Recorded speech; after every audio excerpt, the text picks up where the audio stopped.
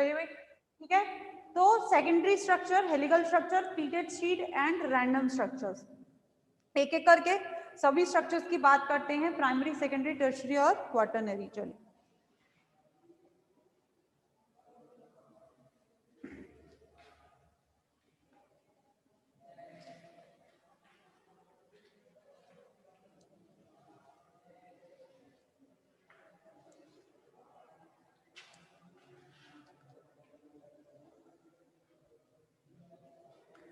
सबसे पहले तो स्ट्रक्चर प्रोटीन की देखें तो प्रोटीन्स जो होते हैं हम जानते हैं किसके बने होते हैं, these are the linear chain of amino acids. Proteins are linear chains of amino acid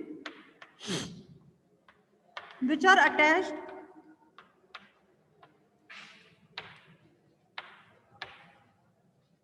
through, या which are linked भी लिख सकते हैं आप, which are linked through peptide bonds।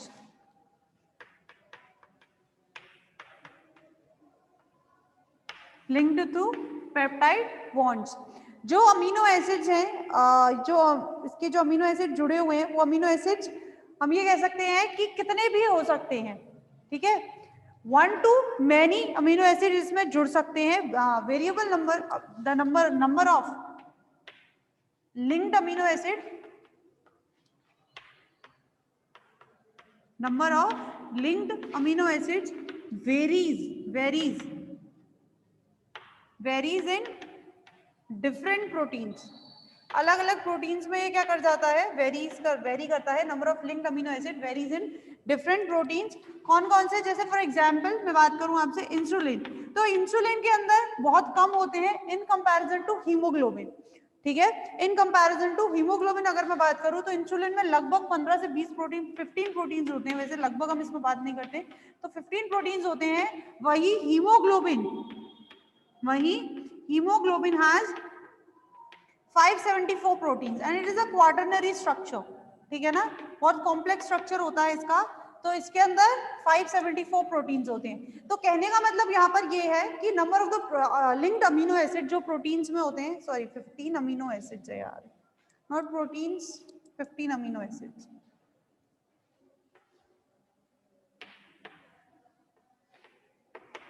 ठीक है, और इसमें 574 अमीनो एसिड।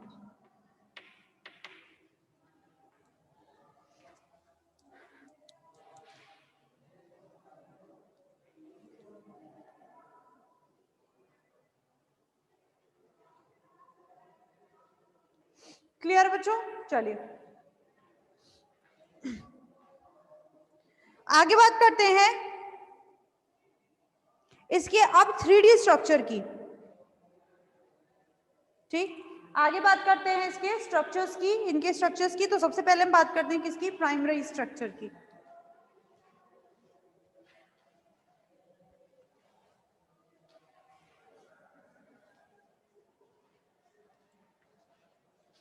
ठीक, सबसे पहले बात करें किसकी,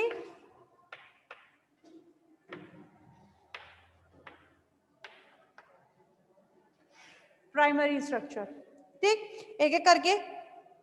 जो नॉर्मल हम देख रहे हैं, जो नॉर्मल आप देख रहे हो linear chain of amino acid, जो लीनियर चेन आप देख रहे हो, that is it is a primary structure, ठीक। जो आप लीनियर स्ट्रक्चर देख रहे हो, लीनियर स्ट्रक्चर, इसको मैं लिख सकती हूँ लीनियर स्ट्रक्चर ऑफ प्रोटीन,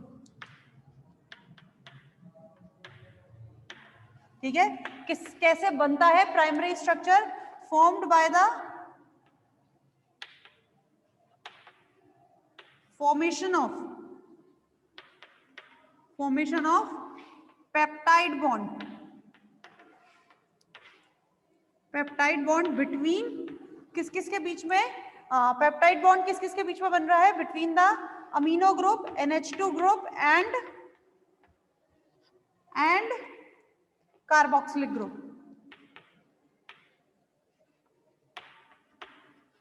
ठीक है। किस किस के बीच में बन रहा है पेप्टाइड बॉन्ड, आपका अमीनो ग्रुप और कार्बोक्सिलिक ग्रुप के बीच में।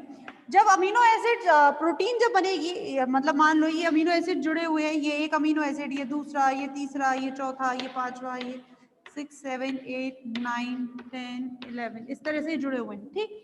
तो अब आप देखिए, मान लो ये जो अमीनो एसिड है, इस अमीनो एसिड का यहाँ पर NH2 ग्रुप मौजूद है, यहाँ COOH, इस अमीनो एसिड का यहाँ NH2 यहाँ COOH, यानी कि इस वाले अमीनो एसिड का एक ग्रुप यहाँ पर फ्री होगा और सेम इस वाले अमीनो एसिड का एक ग्रुप वहां पर फ्री होगा।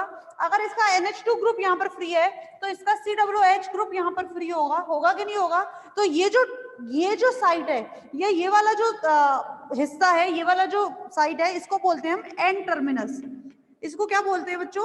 N terminus. और इसको क्या बोलेंगे हम?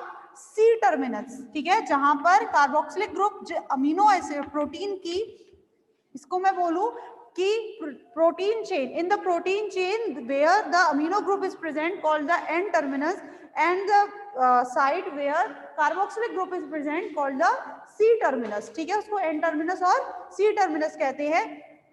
इसके अलावा जो अमीनो एसिड्स की हम काउंटिंग करते हैं, जो अमीनो एसिड्स की हम काउंटिंग करते हैं कि कितने अमीनो एसिड मौजूद हैं, 51 अमीनो एसिड मौजूद हैं या 574 अमीनो एसिड मौजूद हैं, तो ये जो अमीनो एसिड्स की हम काउंटिंग करते हैं, ये काउंटिंग हम कहां से करते हैं? एन टर्मिनस से करते हैं। ठीक है, ये जो एन टर्मिनस है, यहीं से मैं काउंट करना शुरू करूंगी। 1 2 3 4 5 6 7 8 9 10 11 12 13 14 15 और 51 अमीनो एसिड तक इंसुलिन में। ठीक है, तो हम इसको क्या बोलते हैं? ये एन टर्मिनस है और एन टर्मिनस से ही हम अमीनो एसिड्स को क्या करते हैं? काउंट करते हैं। क्लियर है बच्चों? ठीक है, तो एन टर्मिनस और सी टर्मिनस, ये आपको पता चल गया। किसी भी स्पेसिफिक प्रोटीन के लिए, किसी भी स्पेसिफिक प्रोटीन के लिए जो नंबर ऑफ अमीनो एसिड है, ये भी क्या रहते हैं? स्पेसिफिक रहते हैं। ठीक, जैसे फॉर एग्जांपल मैंने इंसुलिन बताया, तो इंसुलिन में 51 अमीनो एसिड है, तो 51 अमीनो एसिड क्या है? स्पेसिफिक है। ऐसे ही मैंने हीमोग्लोबिन बोला, तो हीमोग्लोबिन में कितने अमीनो एसिड है? 574 अमीनो एसिड्स है, तो वो क्या है? स्पेसिफिक है। क्लियर है आपको बात?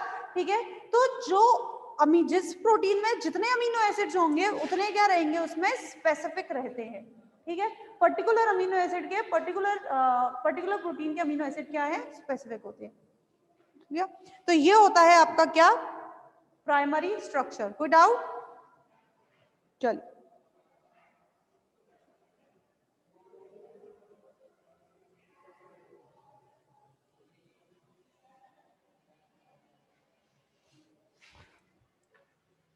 अगला है सेकेंडरी स्ट्रक्चर।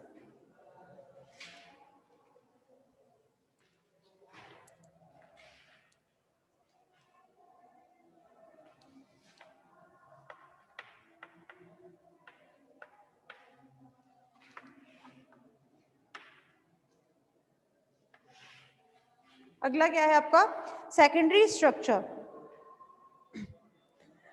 अगर प्राइमरी स्ट्रक्चर की बात करें तो जो प्राइमरी स्ट्रक्चर है, ये केवल नंबर ऑफ अमीनो एसिड्स बताता है आपको। ठीक है ना, प्राइमरी स्ट्रक्चर क्या बताता है आपको? केवल नंबर ऑफ अमीनो एसिड बताता है, लेकिन it does not explain about the structure और shape of the protein. Protein का क्या स्ट्रक्चर है, क्या शेप है, इसके बारे में कोई जानकारी नहीं देता। पर कितने अमीनो एसिड प्रोटीन में मौजूद है, वो हम बाय द काउंटिंग पता कर सकते हैं कि हाँ, प्राइमरी स्ट्रक्चर में 15 अमीनो एसिड्स हैं, तो 51 अमीनो एसिड्स होंगे। ठीक है, लेकिन इसके स्ट्रक्चर में कितने क्या स्ट्रक्चर होगी इसकी, वो हम बात नहीं कर पाते हैं। तो उसके लिए हमें किसकी जरूरत पड़ती है? हमें जरूरत पड़ती है किसकी? सेकेंडरी स्ट्रक्चर की। सेकेंडरी स्ट्रक्चर कैसे बनता है भाई? देखो, अगर बात करी जाए तो अमीनो एसिड, मैं कह रही हूँ अमीनो एसिड है, तो अमीनो एसिड तो आपस में जुड़ गए बाय द पेप्टाइड बॉन्ड, वो प्राइमरी स्ट्रक्चर में ही हो गया। लेकिन अब इनका स्ट्रक्चर बनेगा, तो स्ट्रक्चर कैसे बनता है? By the folding and twisting. ठीक है, स्ट्रक्चर कैसे बनेगा? By the folding and twisting से आपके स्ट्रक्चर बनते हैं। तो वो जो फोल्डिंग और ट्विस्टिंग है, ठीक है, वो जो फोल्डिंग और ट्विस्टिंग है, उसी के बेसिस पर आपको क्या चलते हैं? हम आपकी स्ट्रक्चर्स बनाते हैं कि भाई चेन सीधी है, अब सीधी चेन को हमने उल्टा मतलब मोड़ दिया, चेन को क्या कर दिया हमने? मोड़ दिया। ठीक है, तो अब हमने स्ट्रक्चर को ट्विस्ट कर दिया, मोड़ दिया, तो हम कह रहे हैं कि वो क्या बन गया? आपकी स्ट्रक्चर बन गई। जैसे हेलिकल स्ट्रक्चर हमने कॉइल्ड फॉर्म में आ गई कि भाई एक इसके बीच में, एक इसके बीच में, इन दोनों के बीच में बॉन्ड फॉर्मेशन हो गया।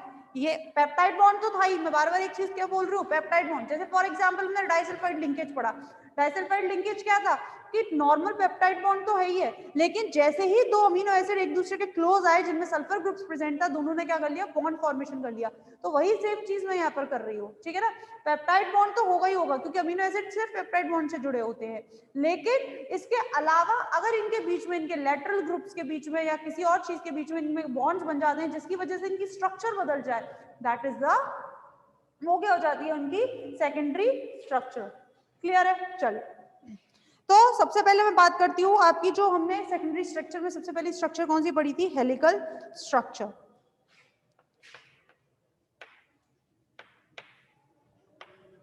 हेलिकल स्ट्रक्चर, इसके आगे आप लिख सकते हैं most common type of structure, protein की मोस्ट कॉमन स्ट्रक्चर है, ठीक है ना?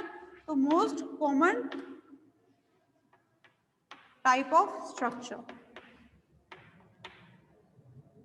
हेलिकल स्ट्रक्चर के बारे में सब जानते हैं, ठीक है? ये ठीक है, इसी तरह से होता है। तो ये क्या है आपकी हेलिकल स्ट्रक्चर। हेलिकल स्ट्रक्चर को देने वाले कौन थे? देने वाले कौन थे? तो वो आपकी बुक में भी दे रखा है, Linus Pauling and RB Corey, ठीक है? कौन थे? Linus polling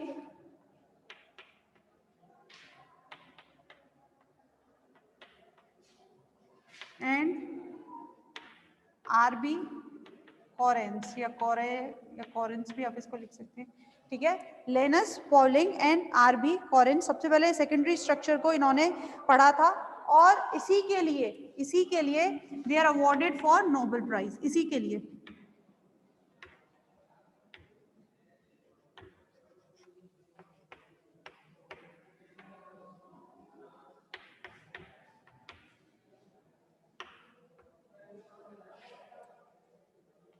Linus and Pauling first study, सबसे पहले इन्होंने स्टडी की थी, फर्स्ट स्टडी किसको? Helical structure,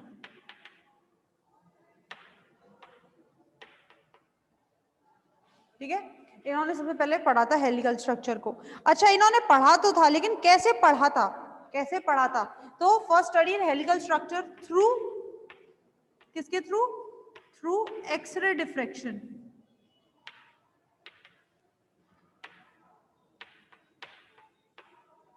through X-ray diffraction.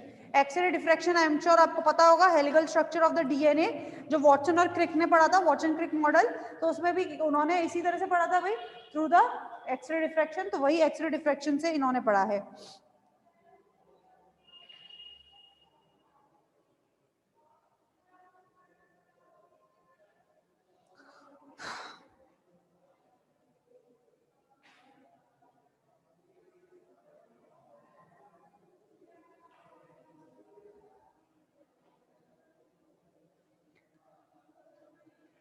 Clear?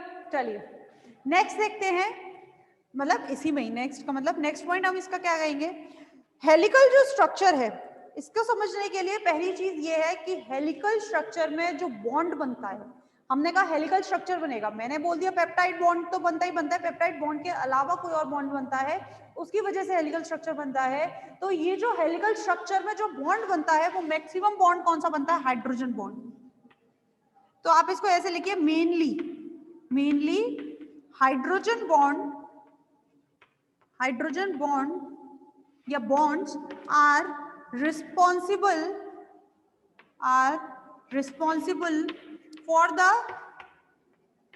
For the spiral structure of protein, for the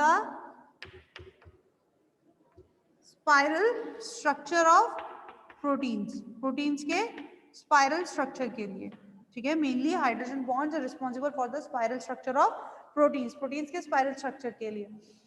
इसके अलावा और मैं बात करूं कि हाइड्रोजन बॉन्ड किसके बीच में बन रहा है, ठीक? हाइड्रोजन बॉन्ड कैसे बन रहा है? तो इस हाइड्रोजन बॉन्ड की हम बात करें तो हाइड्रोजन बॉन्ड बनता है किसके बीच में?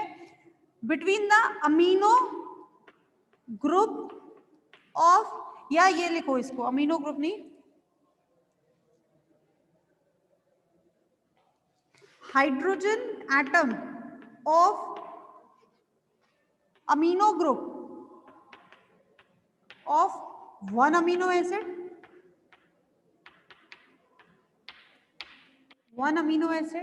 and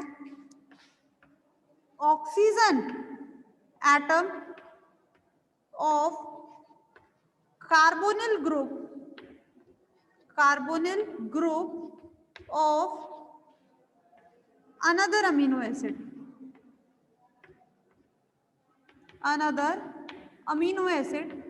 at some distance, कुछ दूरी पर। At some distance.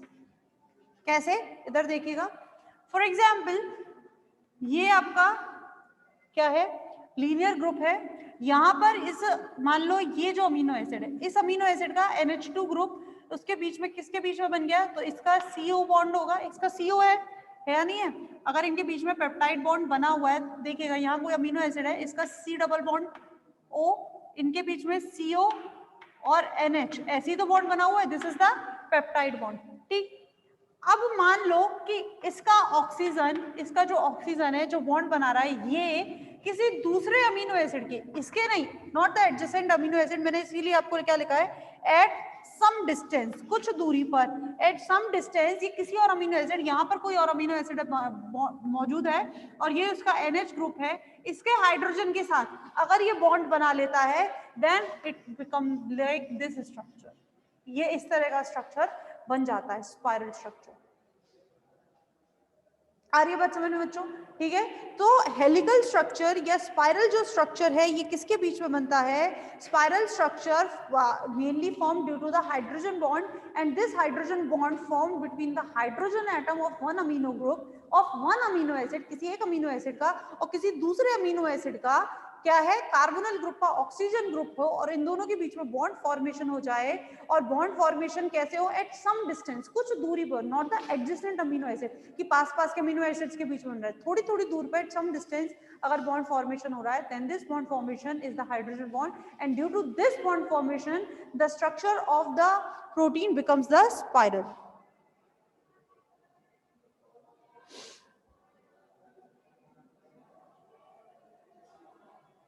क्लियर? कोई डाउट है? यस और नो? तो ये बात आपको समझ में आ गई।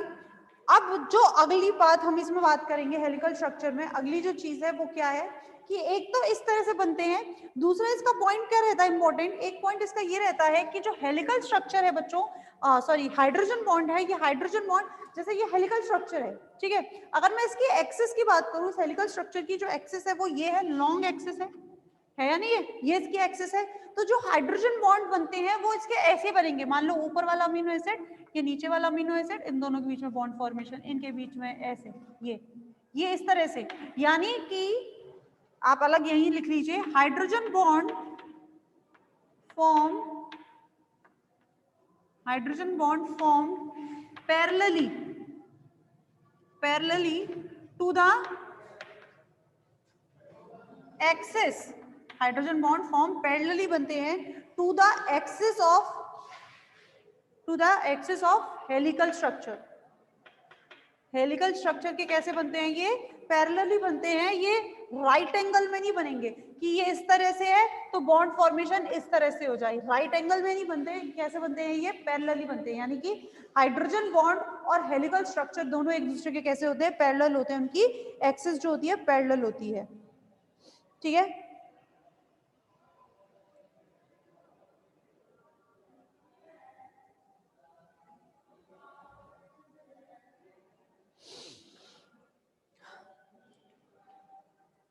ठीक बच्चों, अच्छा ये जो हेलिकल स्ट्रक्चर है, ये हेलिकल स्ट्रक्चर ऐसा नहीं है, मैंने बोला स्टेबल होती है, ये जो हाइड्रोजन बॉन्ड्स बन रहे हैं, यही हाइड्रोजन बॉन्ड्स क्या करते हैं, इसकी स्टेबिलिटी को मेंटेन रखते हैं, लेकिन यही हाइड्रोजन मतलब स्टेबिलिटी जो होती है इसकी डिस्टर्ब भी हो सकती है, स्टेबिलिटी जो है बच्चों वो डिस्टर्ब भी हो सकती है, कैसे हो सकती है, ये डिपेंड करती है, तो ये पॉइंट आप लिख सकते हैं बाद में, एक और पॉइंट कि stability of hydrogen bond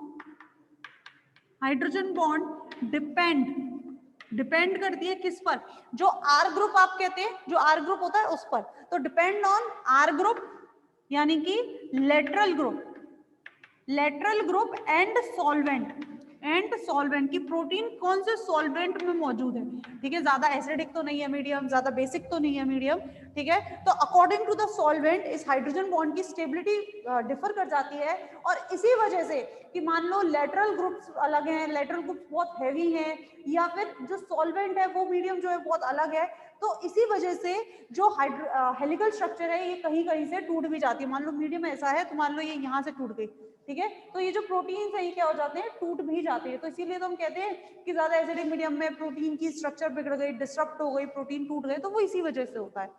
clear आ रही है? ठीक है। तो ये पॉइंट आप बस इतना लिख लीजिए, आगे हमें लिखने की जरूरत नहीं है कि क्यों टूट जाते हैं या ज्यादा। तो बस इतना हम लिख सकते हैं कि stability of hydrogen bond depend on R groups यानी कि लेटरल ग्रुप्स एंड सॉल्वेंट। ठीक है, ओके बच्चों। तो ये हो जाती है क्या, इसकी हेलिकल स्ट्रक्चर।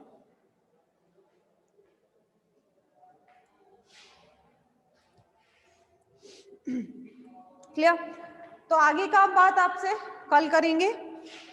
आज इतना ही, जितना आपको पढ़ाया है इंपॉर्टेंट पार्ट चल रहा है। एक बार ये जो मैंने पढ़ा दिया, आई एम श्योर, इतना मुझे यकीन रहता है आप पर भी और अपने पर भी कि पढ़ा दिया, आपको समझ आ गया होगा। तो you have to do only this कि आपको घर जाकर मतलब घर पर ही रहकर आपको ये पढ़ना है खुद से। ठीक, और एक बार ये आपने पढ़ लिया तो you don't have to be worried about it, वो फिर आपको क्लियर हो जाएगा। ठीक है बच्चों, चलो, थैंक यू।